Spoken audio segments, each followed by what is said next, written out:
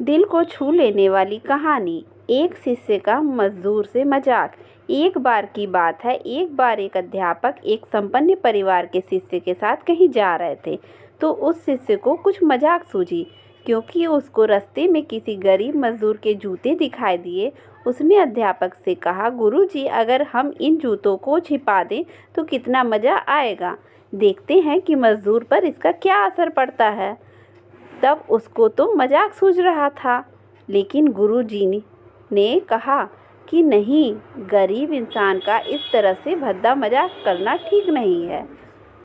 गुरुजी ने कहा, क्यों ना हम इन जूतों में कुछ सिक्के डाल दें और देखें कि इसका इस गरीब मजदूर पर क्या प्रभाव पड़ता है। उन्होंने ऐसा ही किया। जैसे ही मजदूर अपना काम करके लौटा और उसने एक पाँव अपने जूते में डाला, तो उसको कुछ कठोर सा महसूस हुआ। उसने अंदर हाथ डाला तो उसको कुछ सिक्के दिखाई दिए। वह थोड़ा आश्चर्य में पड़ गया। आसपास किसी को देखा तो कोई भी दिखाई नहीं दिया। वापस उसने दूसरा पैर अपने जूते में डाला और वापस उसको उसमें कुछ सिक्के दिखाई दिए। अब दोनों जूतों के सिक्के को उसने अपने हाथों में रखा और प्रभु की तरफ इशारा किया, हे प्रभु, पता नहीं किस भले मानुष ने यह सिक्के मेरे जूते में छुपाए हैं, लेकिन जिसने भी छुपाए हैं उसको मेरी दुआ है, ताकि इन पैसों से मैं अपने बच्चे और पत्नी के लिए कुछ खाना और दवाइयाँ ला सकूँगा। और इतना बोलकर वह चला गया। इस बात को शिष्य और अध्यापक दोनों सुन रहे थे। अब अध्यापक ने शिष्य से पूछा कि अब तुम मुझे बताओ कि तुम्हें कैसा महसूस हुआ।